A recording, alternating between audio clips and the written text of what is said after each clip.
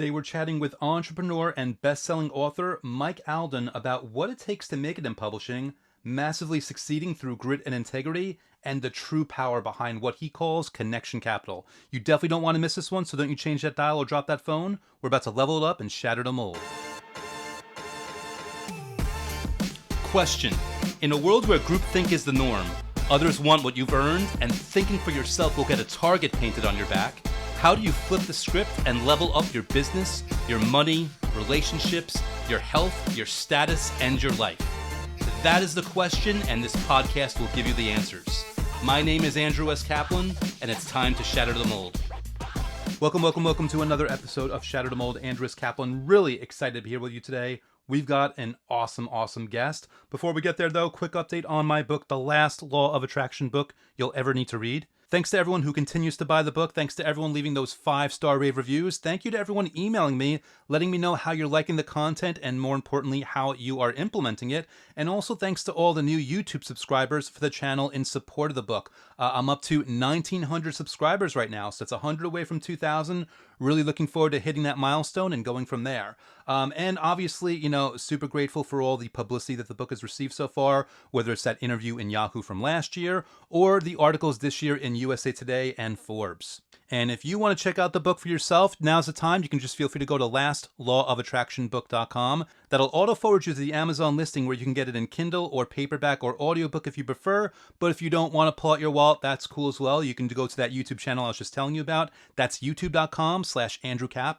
I feature law of attraction experts, I teach new methods, and I have a few other fun surprises there as well. So whichever link, whether it's lastlawofattractionbook.com or youtube.com/AndrewCap, I hope you find value either way. With that said, let's go into today's interview. I'm going to switch up microphones and we're going to have our conversation with Mike. All right, I'm really pumped for today. My guest turned a 5-cent can deposit into a multi-million-dollar company. He's the #1 best-selling author of Blueprint to Business, Ask More, Get More, 5% More, and his most recent masterpiece, Bestselling Secrets. He runs a room and clubhouse sharing the name with that more recent book, and he's the host of the Alden Report podcast.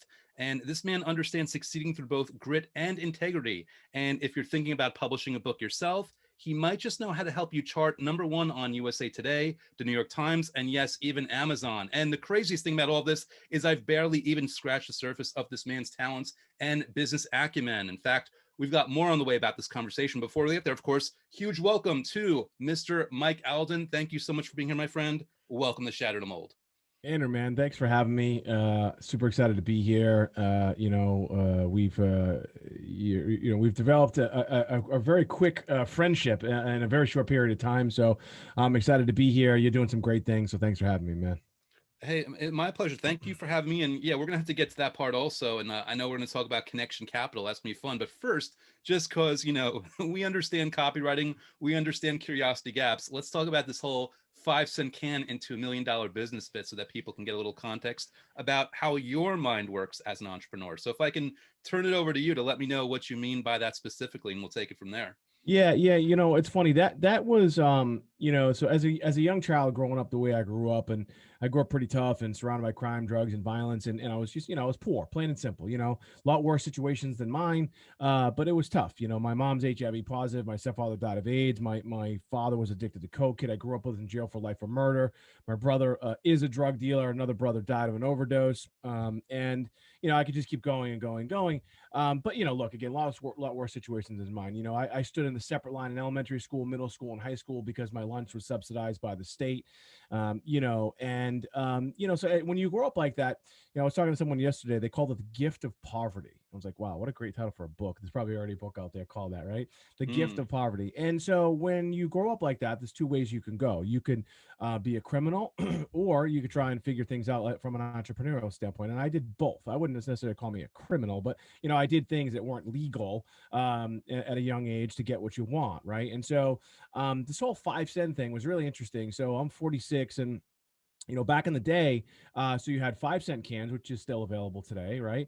But the 2-liter bottles, they were actually 10 cents.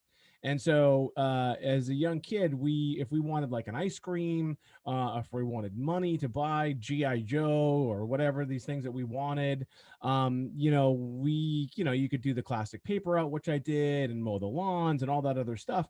But the interesting thing about cans is a lot of people would throw out their cans, and people still to this day still do it.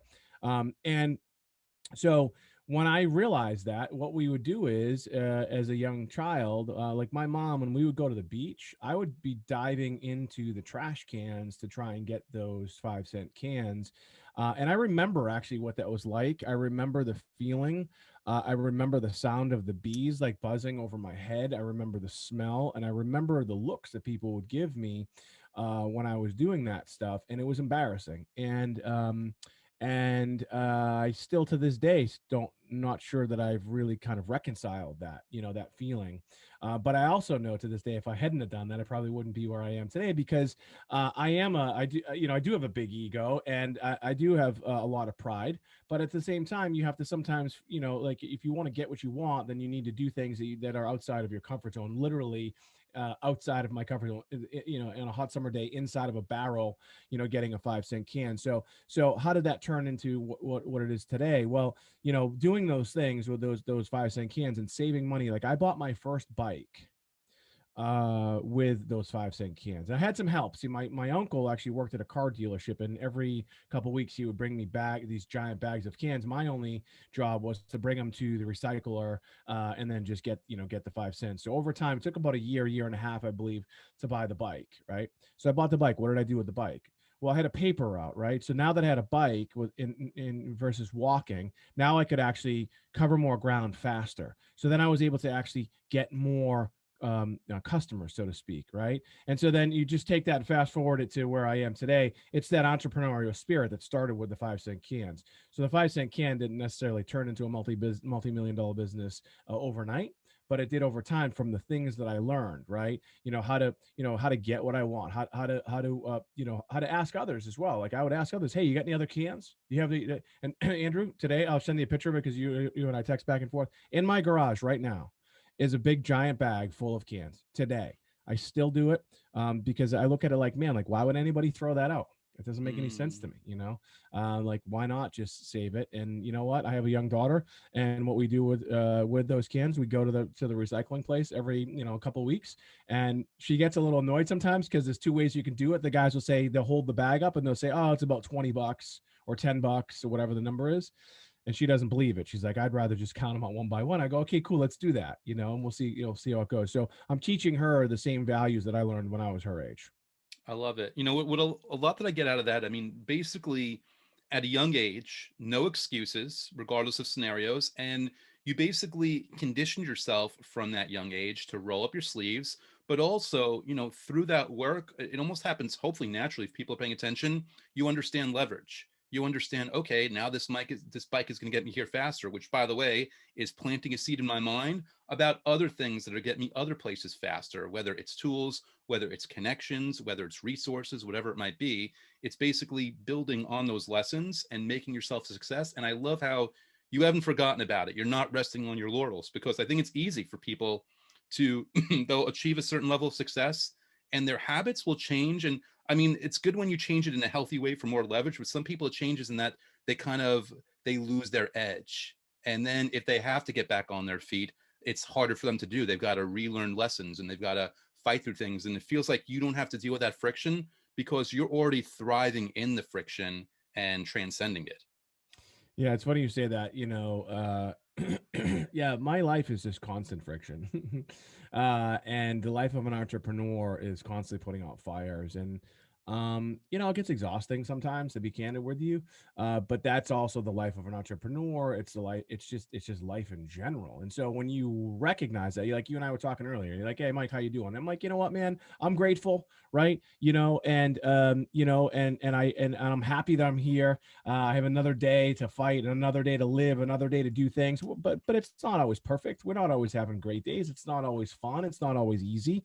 That's just life. But being able to recognize that and understand that you are going to have that friction, that you are going to have those difficult times, and just knowing like, okay, today kind of sucks. You know what? Let's make the best of it. Let's push forward because tomorrow will be better. So I do know that, and a lot of people, I know that, and I struggle. Okay, and I've written a bunch of books, and you know that, and you've written a great book as well, and like, it's just a part of the evolution of life, whether it be your personal life or as an entrepreneur. You do go through those struggles, but it's being able to recognize that, okay, man, today is just one of those days, right? It's just one of Hmm. those days, and I'm going to get through it. And once I get through it, tomorrow is a fresh start. And so a lot of people forget that. And what happens is it compounds and it gets worse and worse and worse and worse. It's like a self-fulfilling prophecy. Like, man, I'm having a bad day, it's a bad week, it's a bad month, it's a bad year, and then and you can and then because it's easy to do, then you can just make excuses for that. You can be like, all right, Mm. well, man, I just, COVID, right? Let's take a look. Like everybody, the whole world had a bad so far a year and a half, right? But don't let that be your excuse, because COVID, by the way, is the easiest excuse in the world, right? Yeah. If your business failed, which so many did, or if your financial future got destroyed, which so many did, it's okay to say, COVID was the cause of it. When I say it's okay, meaning it's just easy. It's easy Right. to say that because no one's going to blame you, right? And by the way, my business, like all businesses, we struggled. We're still kind of climbing out of some stuff. But if you really want to stay alive, if you really want to continue to live your life and the way you live it, well, then you figure it out. We adapt as human beings. And so we're back to that, that kid, diving into the trash cans. I needed to figure out if I wanted to buy that bike. I needed to make some decisions, and I needed to do some things that I wasn't necessarily excited about, but I knew that the end result would be the bike that I wanted. So it's such a simple little kind of, microcosm of what the real world is like. Yeah. It's really interesting to hear you say that because, like, when I'm having a bad day, sometimes, and it comes from me too. Here I'm this law of attraction author. Yeah, I get them too. I'm very strategic in that, okay, like as long as this is a bad day, what can I do that I don't want to do? That I might as well do it in the middle of today and get it over with so they don't have to drag me down. So like even like I love having these podcast conversations, but I'm still this stubborn moron who hasn't hired people to edit. So I do the editing myself.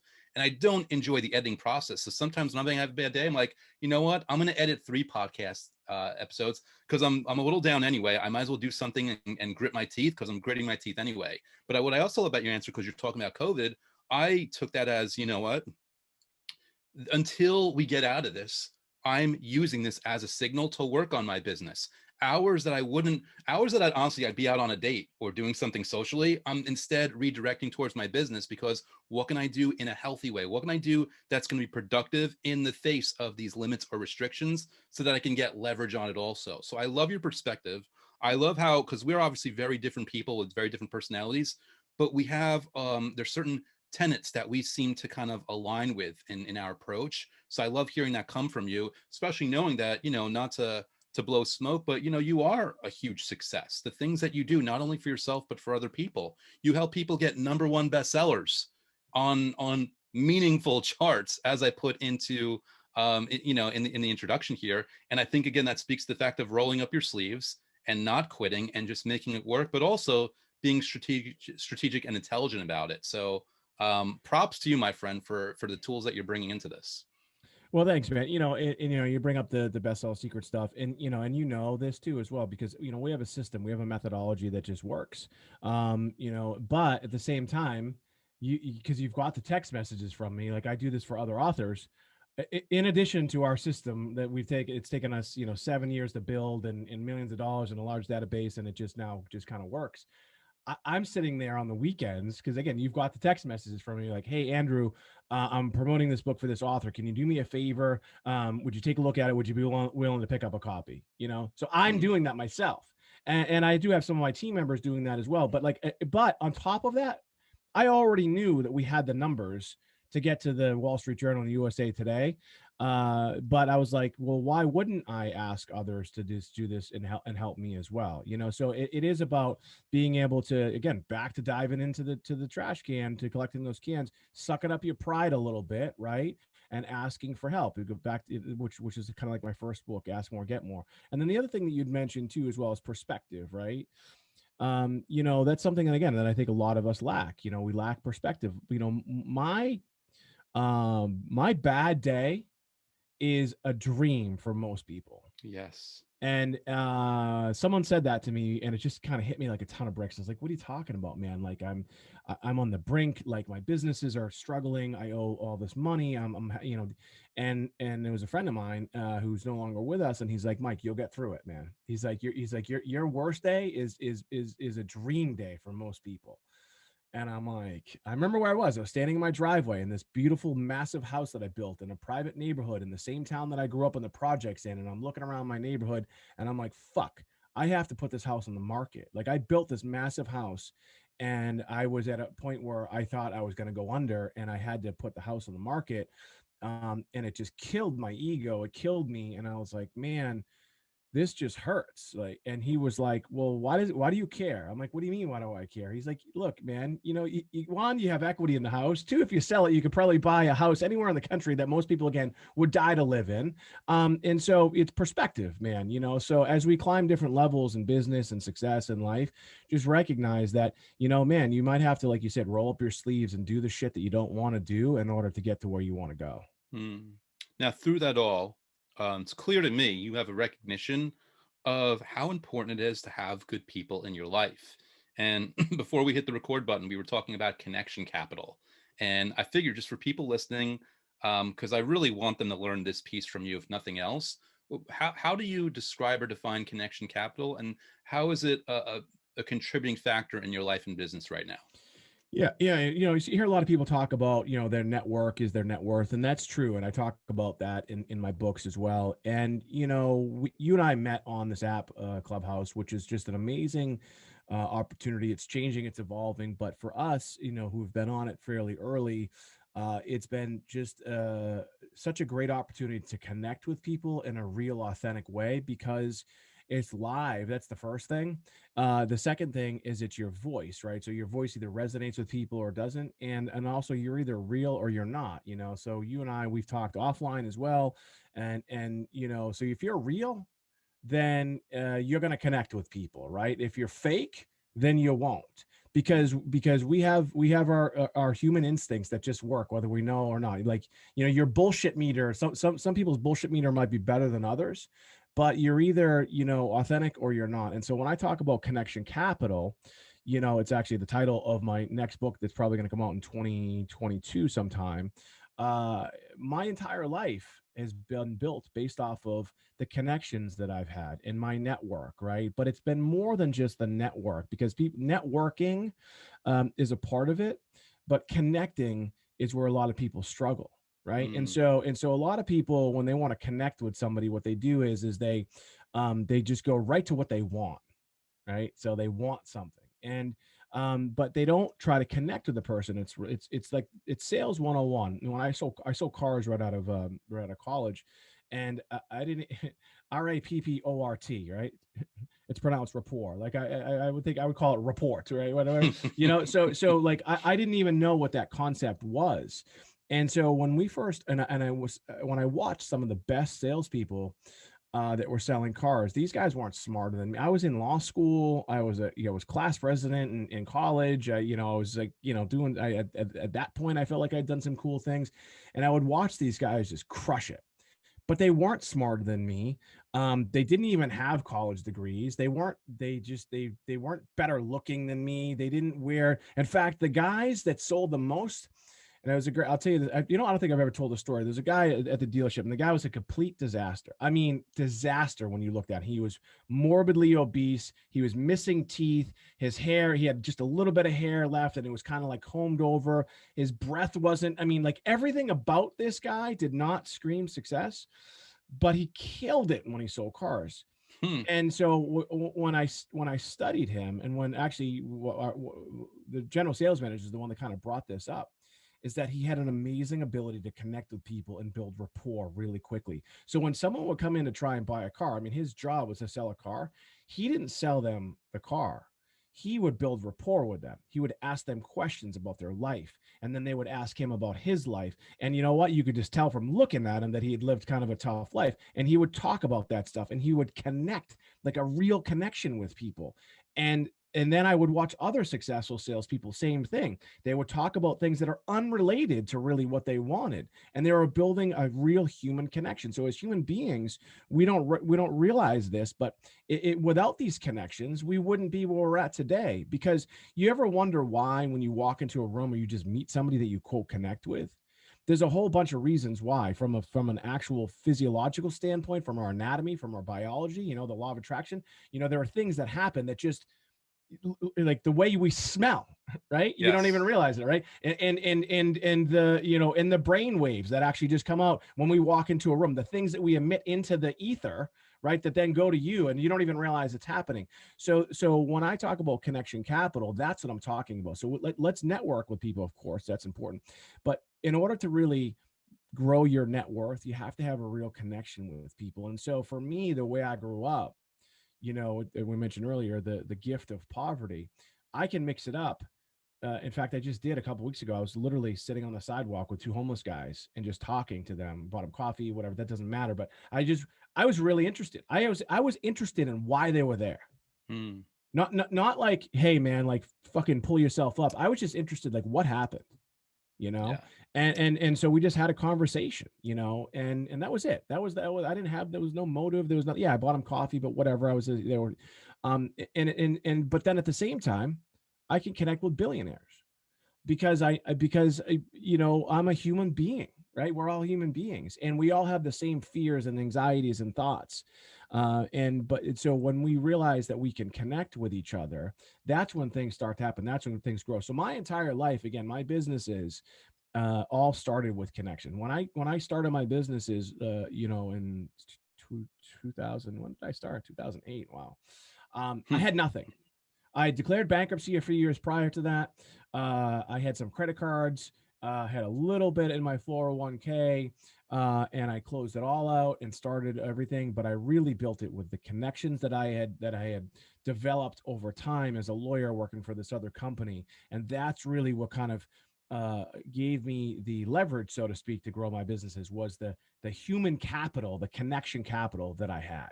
I love that. It's always interesting. I when I talk to people and they're like 2008 was that rough year, because it was for me also. So even that, there's always something. But also, just to give people deeper perspective, I owe you a huge thanks and a huge bit of gratitude in many ways. But one of the more recent ones is people who've been listening to the show. Listen, that I had Trey Llewellyn on, and the really cool thing is through Connextion Capital, I mean, I'm a moderator in that clubhouse room. I didn't know Trey. You met Trey. You being awesome brought Trey into the room, and I almost got to piggyback on your awesomeness. I got to piggyback on your Connextion Capital. Basically, all I had to do was not be a dick and not screw it up. And before I knew it, Trey was happy to come on my show. So I think, just to speak further to this, because you're talking about, like, you're talking those bums, you have to actually care. You have to be real. You have to be a good person. But through that, you have that recognition that you're linking up with people. There's going to be a lot of unintended and unexpected benefits that you're never going to orchestrate on your own, like getting to get a little bit closer into a room with someone that you didn't even do any legwork to connect with through that. So to me, hearing you say this, it cascades. It's like a web of, when you're just being that person, understanding Connextion Capital and being intentional about being a good person and connecting with others, it isn't just that one person you're connecting with their network, in potentially in some way, shape, or form as well. Yeah, and what I like about, what's going on in the world today, where we met, you and I, on Clubhouse, which is again this audio only app, and there's a lot of things out there now that are starting to compete with it, whatever. But the thing is that, see, um, I guess I would. I mean, I don't know. I haven't really defined it, but I think I am somewhat introverted, believe it or not. When I turn it on, I can turn it on, and we're good to go. But a lot of times I just like kind of being by myself. Mm. And I don't necessarily like being at networking events and going to these events and talking to everybody and kind of like being on stage. I'm sitting here in an actual studio, and right behind here is a television studio. And when I turn the cameras on when it's time to, and I'm shaved up and probably a little skinny skinnier and look a little more professional. So I apologize. I'm just wearing the sweatshirt. But then I can turn it on and I can be that guy that I need to be in order to get what I need to get done. But a lot of times, man, like I'm not really super excited about going to all these networking events. What's great about apps like Clubhouse is that you can do it anywhere, anytime, and you Mhm. don't have to worry about the way you look. You don't have to get dressed. You can do it anywhere, and that's what I love about that app. And so, for us to be able to develop that connection quickly, and which is what I've noticed, not only with you but with others as well, I've been able to develop a connection quickly with people first just by talking. And then a lot of times we end up doing like kind of like what we're doing now. Like I know it's a podcast, but sometimes we'll just Zoom for something just totally unrelated. And yeah, like Trey Llewellyn. So I mean, I heard Trey on the Clubhouse app, and I was blown away with his knowledge in my world, which is direct to consumer stuff. And I heard his story, and I was like, wow, I just want to connect with this guy. And I wanted to connect with this guy because we had similar interests. We're in similar businesses, and we also had similar challenges. Like he had some crazy shit happen to him back when he was crushing it with his business, and as did I. And so that connection was just instant for me. And I was like, he's gone through the same pain that I've gone through, and I'd love to just talk to him about it. And when you listen to someone like Trey or others that are even on this app, again, your bullshit meter, they either know it or they don't. Like Trey is the type of person that you can just ask him anything about, copywriting or direct sales, and he knows the answer Mm. because he's been through it and he's done it. And so, yeah, it's amazing that you can have these connections with people so quickly through apps like Clubhouse because of the authenticity of your voice, your knowledge, and your experiences. Love it. Quick props. I mean, I see myself as an introvert also. To your credit, you run that clubhouse room so flawlessly. You intuitively know, and it rarely happens, but you know when to cut someone off. You know when to let them. You know when to. You know to maintain the ebb and flow and the energy and the vibe of the room as it walks through. And I would assume I'm speaking for you here, but I would attribute that to being so intentional about connecting with others because you get a better baseline of the way personalities are. You get a feel of, okay, this person is going to ramble on for another hour if I let them, or all right, this person's kind of wrapping things up, so let's let the person keep going, or this person has more to say, let me ask them another question and see where they go with it. Yeah, so because I have done all those networking things, and because I have built a really big network of people that, and I have had the dinners and the events and all these other things. Yeah, you just understand, you start to understand human beings. And also you understand, like you said, different personalities. And the clubhouse room that we're talking about, Bestseller Secrets, you know, I, so as a lawyer, I am taught to be up on my feet, right? I am taught to get yelled. I don't know you're taught this, but I've been yelled at by federal judges. I've been yelled at by district court judges. I've been asked questions that I didn't necessarily know the answer to, which is a weird spot to be in as a lawyer. But and then at the same time, I've been on television for the past 12 years, 24 hours a day, 7 days a week, and so I also developed a skill to be able to interview people. And the way I do it is just kind of like what we're doing right now. There is no format, so to speak. It's a conversation. And so when you have that conversation, you can either, like you said, you can either direct the traffic the way you want it to. And if not, they'll end up being a traffic jam or a car crash. So you have to kind of figure that out. So that is a skill that I've developed over time. But the interesting thing is that I never applied it anywhere else other than when I was on TV or my podcast. I've never been an MC and had all these different people all going at once. And you can tell, I do love it. I mean, our rooms don't get massive, but like I've said a million times, you don't need a massive room to have a massive impact. I just love it. And by the way, you jumped in for me one night and did a great job as well. So thank Oh, you for thank you. that. Yeah. Yeah, it was kind of funny. Like it was very weird to be not only be running it, but to be in that room without you there. So when you snuck in a little bit later, I was like, cool, it feels a little more like home right now. But thank you for the compliment. Now, obviously, we're going some really solid directions, in terms of outlook, in terms of philosophy and how that applies to what you're doing. But I also know that, you are very sharp and very well versed in on the tactical or strategic side of things as well. And I'm sure people's ears perked up when they're like, okay, this dude knows about book sales. This dude knows about like getting a product out there. What, in your opinion, do you think are one or two good things that people could know about marketing or know about getting their message or their product out there that they might not automatically be thinking of if they don't have experience with this? Well, I think the first thing is to think about it, right? Because it's the hardest thing to do, right? And I'm so I've launched dozens of different types of products in different industries, from a daily fantasy sports company to a vodka to backing an artist to dietary supplements, the books, and just all these other children's products, and everything. I have a clothing line, and so you have to think about the marketing. You've heard me talk about this on the book side of things. There's so many authors, which, obviously you don't struggle with this, but a lot of authors, they're just authors and they're not marketers. And then so they put together this book that sometimes has taken them years to do.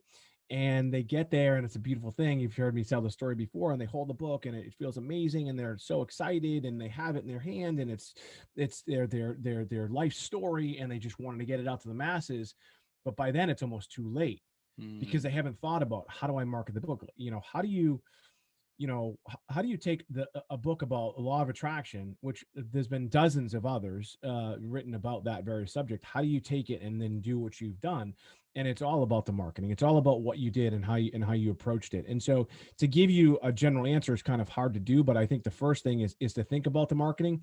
And then the other part about it is try to figure out a way to tell a better story, because it's already been done, right?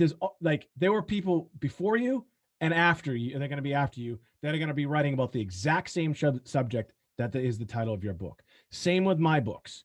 Same when I did stand-up comedy for years, and I ran into a situation where I had this bit, and then it was in the movie This Is 40, like my exact bit, and I was like, oh my God, did I hear this in the movie? Because the movie hadn't even been out yet. Like, where did this come from? And I called up all my comedy friends and they said, Mike, it's already been done. Anything you can think of has already been done. And I was like, well, wait a minute. That was a true story about my life. Yeah, well, you know what? Other people have gone through it too.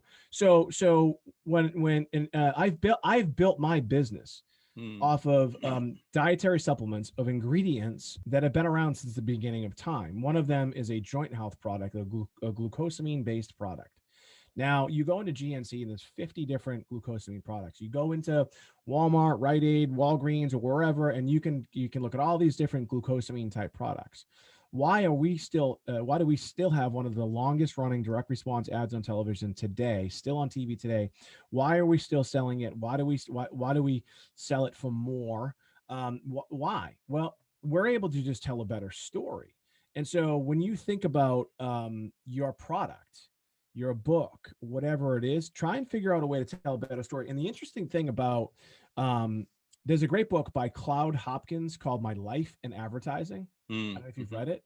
I'm aware of it. It's still on my shelf waiting, but I know so I've got to get to that it's a short book, but I would tell anybody who's in marketing to pick it up. And the interesting part about what this guy did was, he actually he is the reason why we brush our teeth. It's crazy. And the book isn't that old, by the way. And also, so what he did was, which was genius, which is exactly what we do, and I'll give you like here's a little bit of a secret, is to take the obvious. I'll give you an example. So all dietary supplements that are sold in the United States have to be manufactured under what they call good manufacturing practices. It's called the GMP standard, right? And so our advertisements will talk about that. And they'll talk about the quality of the manufacturer and that they have the GMP standard and that, that they're what they call generally recognized as safe. Like all this stuff that is what it has to be in order to sell it, period. You can't, like, there's no way to sell a supplement if they're not generally recognized as safe. And if they're not GMP, they don't have a GMP rating. It's just, if they don't go through certain protocols as far as testing, they all go through it. I So it's love how that. you tell that story, you know? It's like So our jeans have two pockets in the front. yeah, and so in that book by Cloud Hopkins, like he talks about, if you think about Coors Light, right? Coors Light talks about how their product is cold brewed, right? And Keystone Light had a can that also it would change. They said that the lining and the inside of the can was special. They all have it. They all have the same shit. And so they all have to have it. Pretty much all beer is cold brewed, right? Mm. But it just became a thing for Coors Light. And everyone's like, "Oh, I want that cold brewed." I was like, "Oh, okay, well, they're pretty much all made that way, you know." So I'm not a brewer. I mean, maybe they're made differently now, and there's different ways to make beer. But for the most part, everything is kind of made the same way. So how you can tell that story, take the obvious, take the things that are just a part of just the regular process, and use that to your advantage. So use all that stuff that's already there. So when we sell a glucosamine product, like what makes our glucosamine product different? Well, it does have a unique selling position. In other words, the glucosamine that we do have is a little bit different. It does have a different mechanism and how it works within the body, and then it's just the story, right? And so if you don't have anything that's like super unique, try to figure out how to tell that story. I had a friend who launched a shoe business, a shoe company. This is before Zappos, and it was an amazing website. He spent all this money in the website, and he had all this inventory, and he had a warehouse, and he had all this stuff. And this is, I don't know, like 20 years ago or something like that. And it was just like, wow, this is going to be it for him. Cool name, everything. But he couldn't get people there. Couldn't get people to the website. He also couldn't get people to buy shoes online. This is pretty kind of early, right? And so he just didn't think about the marketing side of things. So when you're thinking about your business and your product, think about how you can just tell a better story. Like that's the Mm. secret. It's just about telling the story. You know, there's so much brilliance and insight in this answer that you just provided, and there's a couple things that I kind of even pull out of it. Um, One being, you're talking about the story, and another thing I hear from that is, people have to make it about the consumer and not themselves. That story's got to be told with the understanding of how the person's going to receive it. And even, regarding like the book, I mean, a lot of times people ask me like, "Hey, Andrew, how do you get so many reviews?" Versus other people. And there's a number of reasons that I can try to backwards engineer. But one that I've thought of is, unlike, sadly, certain authors that just want to put their book out there, they haven't thought of the reader experience. I designed my book to be read from page 1 to 2 to 3 to make this seamless flow, because I think part of the thing that contributes to reviews is getting the person to the end of the book. So it's really interesting to hear you talk about telling better stories, and I'm telling this, where basically it's about making it about the consumer, having their in mind, their reactions, their thoughts, their feelings, their responses, their buying habits, their psychological patterns in mind as you're constructing your marketing. How does that land for you as I describe it that way? Yeah, no, 100%. I just, when you said that, I think of problem solution, right? So that's another key element to selling a product, right? So everyone has a problem, they're looking for a solution, right? And you're talking about pain points too, like what are the pain points? Like what are people dealing with? Those are also some other key elements to selling, right? So when we go back to my glucosamine product, people are literally in pain, right? And we have the solution, right?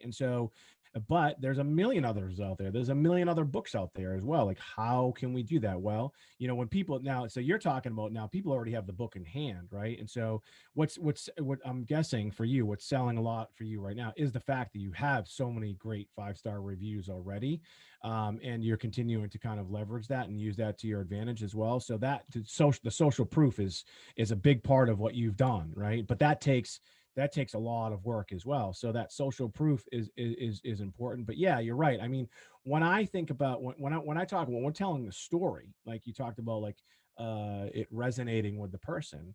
So you have to think about it as if you were the consumer, if you were the buyer, right? So we think about that all the time.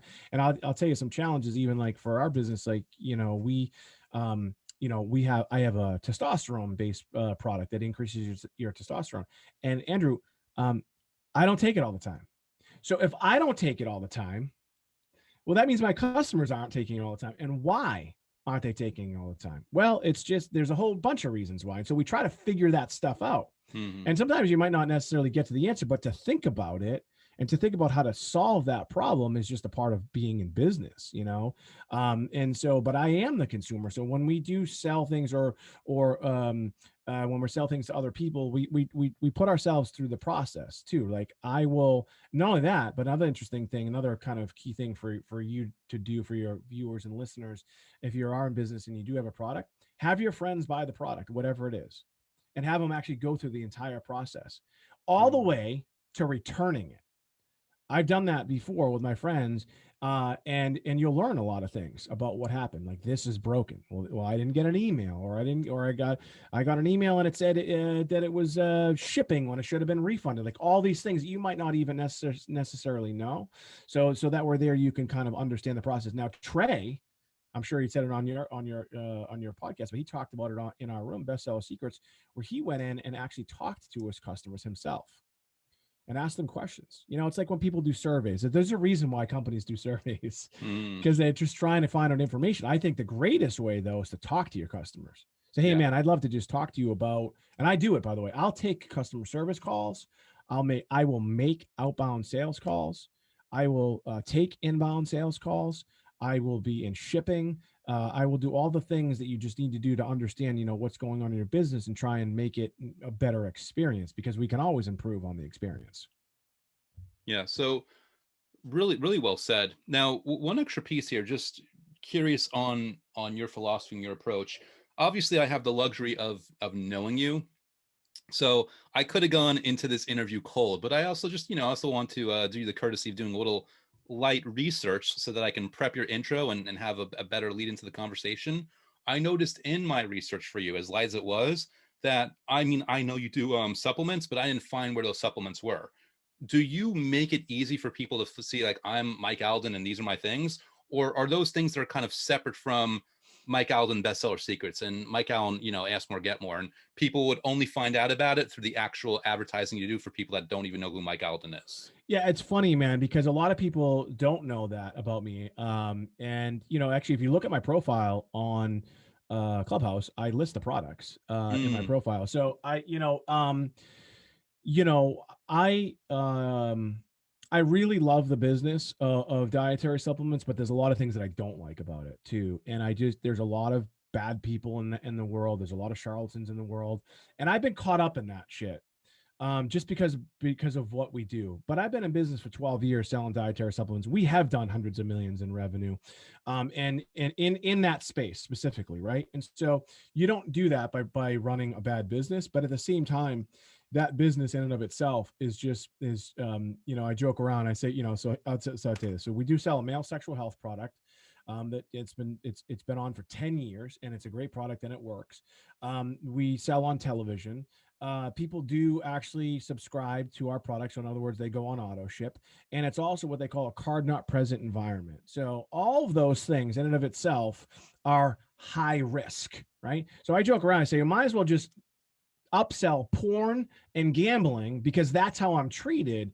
And mm, so I love the business when I hear from customers. I mean, look, we've had customers tell us that they couldn't conceive, and now they could. And we've had customers say that changed their relationships. And then the joint health stuff, I mean, it's crazy, the stories we. So I love that stuff, right? Love hearing all that stuff. But I don't necessarily like the business side of it, because of just all the difficult things that we're going through. Like we sell CBD. I was selling CBD in 2016 before anyone knew what it was. mm. And so now everybody and their mother is selling it, and it the strong will survive. And so we're still doing it, and I like it. And the thing is too is like my life when I was a kid. So I'm a big dude. I was taking ginseng when I was 14 years old, before football practice. I was taking, I was, having protein shakes that were just disgusting back in the day, because I would read Flex magazine. So I've always been interested in natural health and wellness. So that's kind of like why I like that. But now, transition to where I'm at now in life and business, I love the book stuff because it's what I've done myself, and I love helping others. For me, that is it's more rewarding. People talk about your avatar and like who do you want to do business with. It is other like-minded authors that are kind of in the same space as me, that are trying to get the word out, trying to get the masses out. I love that stuff because I've done it. I've spent millions of dollars trying to figure it out, and I've made a ton of mistakes. So I'm passionate about talking about it. I'm also, I mean, I could talk all day long about the benefits of dietary supplements and things like that. But this world of bestseller secrets, I really love. And, you'd mentioned earlier, connecting people as well. I love that because it's just been a part of my growth, and it's a part of a lot of successful people's growth. So, yeah, I mean, I don't necessarily advertise the whole supplement thing. And I'll tell you one thing, it's kind of a weird, well, it's a weird thing. So there's a product that we said, it's called Androzine, and it's been on TV. It's the longest running advertisement in the dietary supplement space in history. It's still running today. It's been the number one infomercial for a bunch of time as well. And you know, and then the other one is a joint health supplement called Arthur D, and it's built my life, right? It's paid for everything. It pays for my house and my ex-wife and my current wife, right? And my dog. I mean, it's what our life is about. But I heard a family member say to me, because I've joked around this. I say, "Oh man, I sell dick pills on TV." Like I'm a joker. Like I can say that. I joke around with that. But I heard a family member say that also at a family event, and they were telling a story and they were joking, but it kind of got to me, and I was like, "Well, wait a minute. Like everything you have is because of me." And so, are you joking, or is it like what do they say? There's a little bit of truth in those jokes.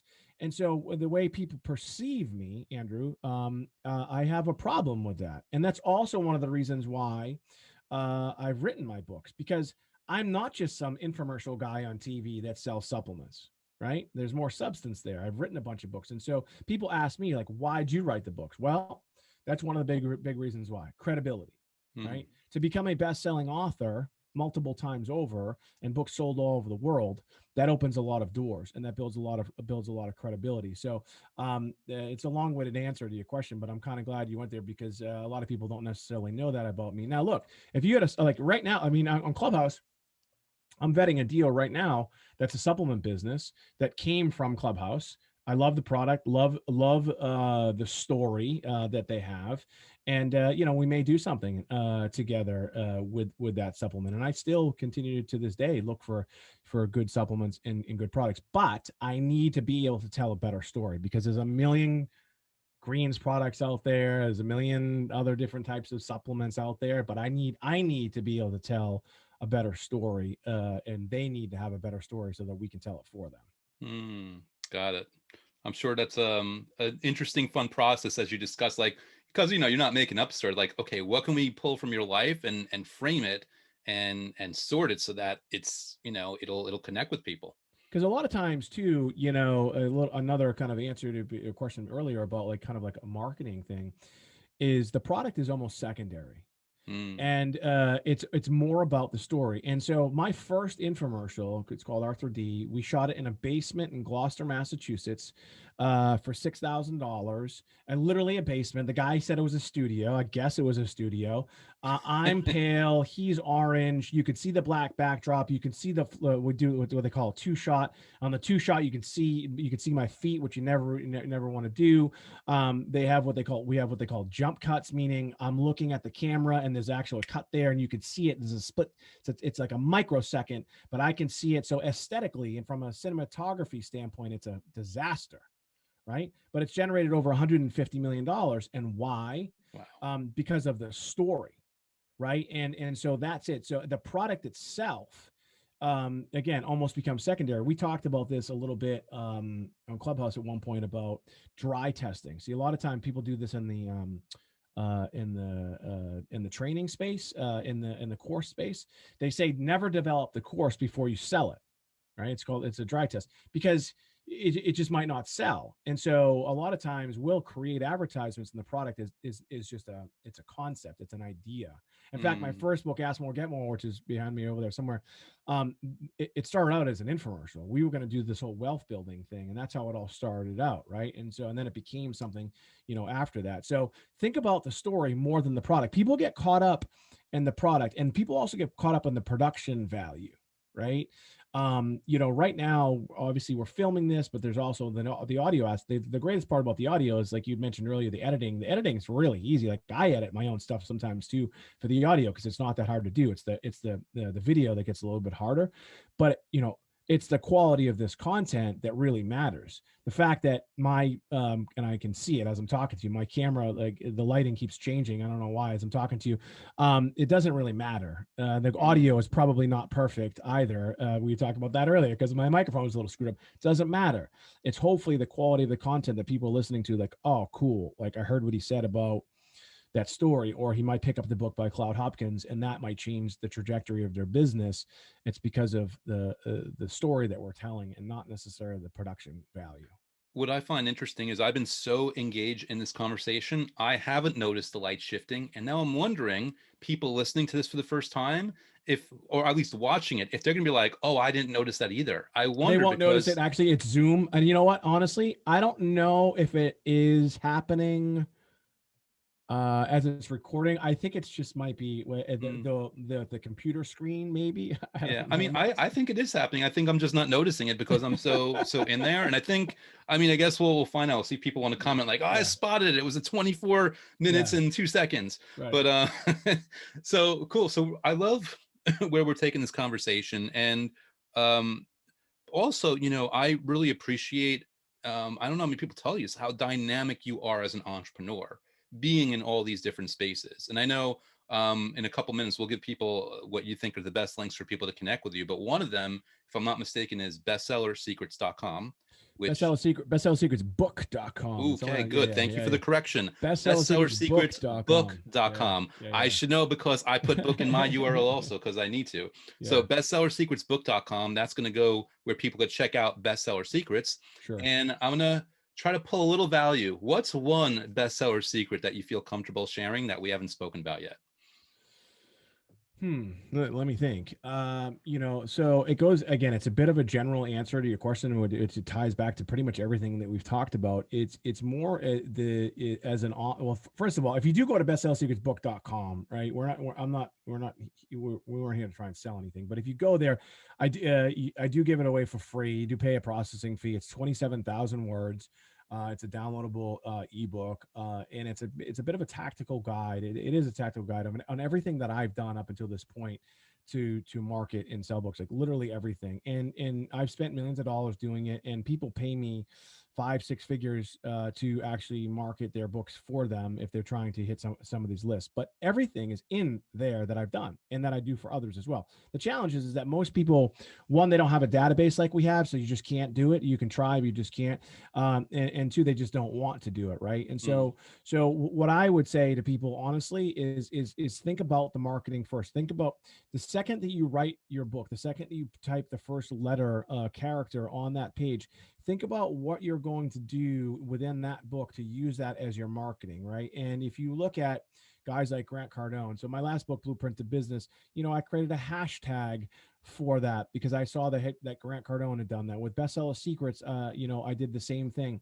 I have some interactions with celebrities here and there that I intentionally put into the book so I could use their name to talk a little bit about that and leverage their celebrity status. There's a fine line of doing it, but so things like that. So really the secret is to think about the marketing now, like at the beginning. Now let's say you're beyond that process, so let's say it's it's too late. Well, then you have to then say to yourself again, how can I differentiate my book, the last law of attraction book you'll ever need to read? Like, how do you do that? Well, again, you have to step back and, like you said, think about what do people want, what are they going to experience, and how do I make that better for them, and how do I make it so that they do want to pick up the book? Because a lot of times with books are work.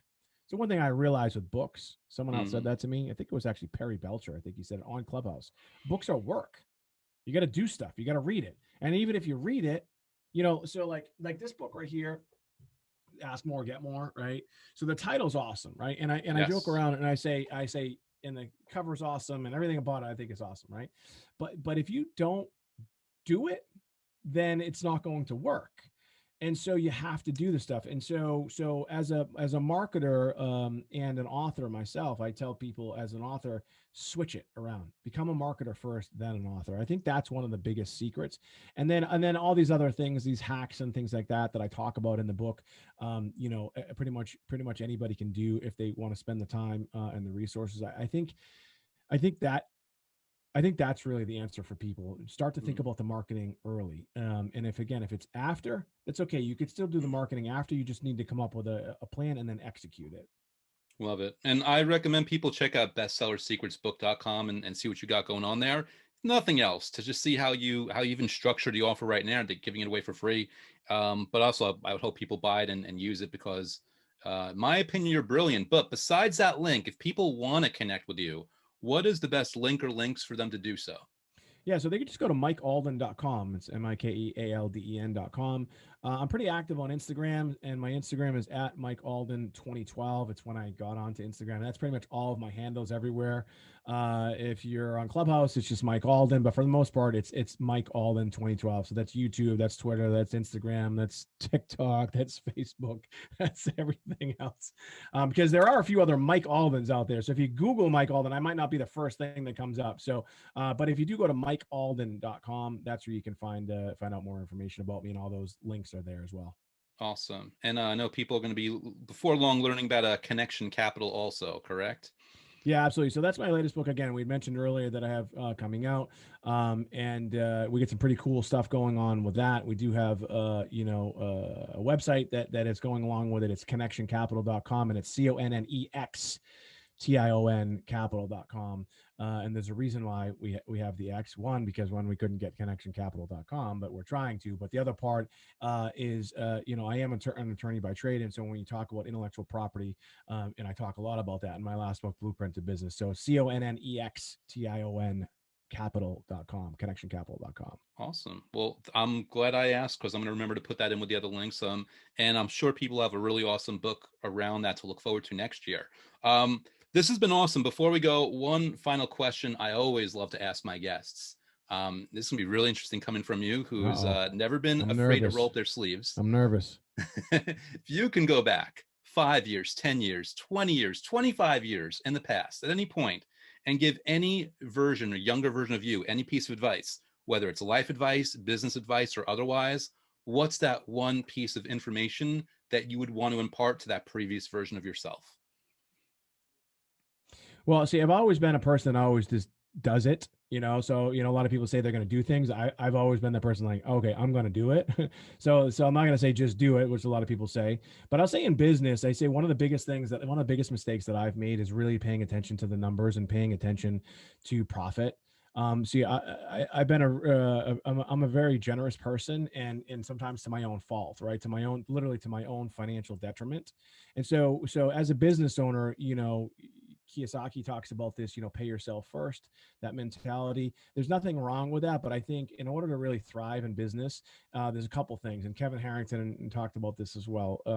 When Kevin and I are friends, using my podcast, he talked about this as well, but which is capital. Like whatever it is you think you need, you probably need more. And then also profit, right? I was at this dinner in Miami with literally a billionaire. And a guy was from Brazil, and it's a long story, but I said, man, I've always had a problem with profit. I can't spell that 5-letter word. And the guy who works for me has been with me forever, leans into me. He goes, you realize it's 6 letters, right? So I can't even spell the word profit, So I would really, and at 46 years of age, and being in business for a long time and employed a bunch of people and had a lot of peaks and valleys. And I talk about, over 300 million in revenue. If I was smart, I would have 30 million, but I don't.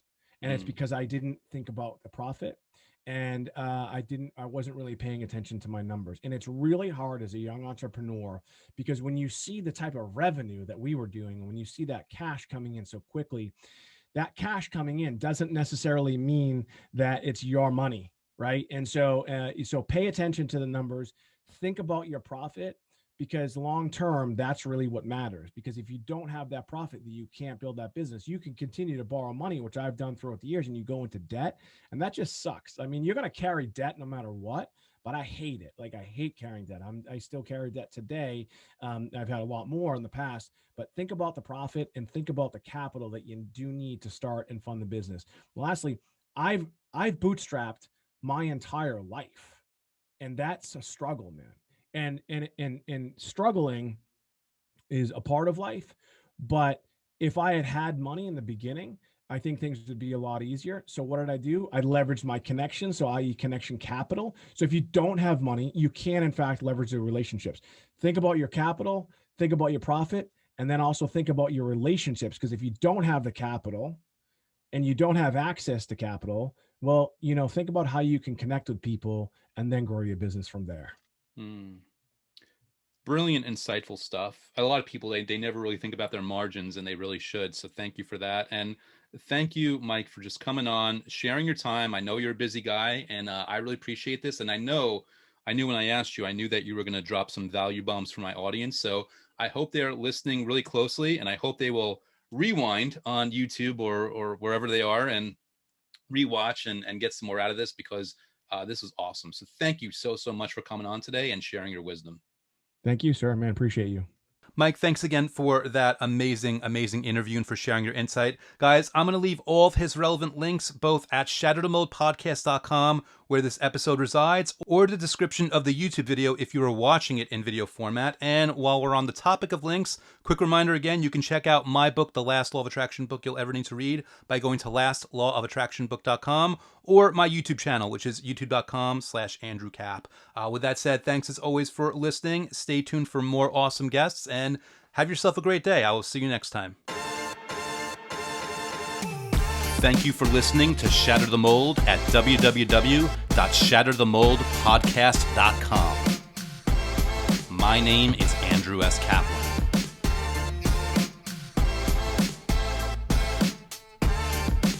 My name is Andrew S. Kaplan, and it's time to shatter the mold.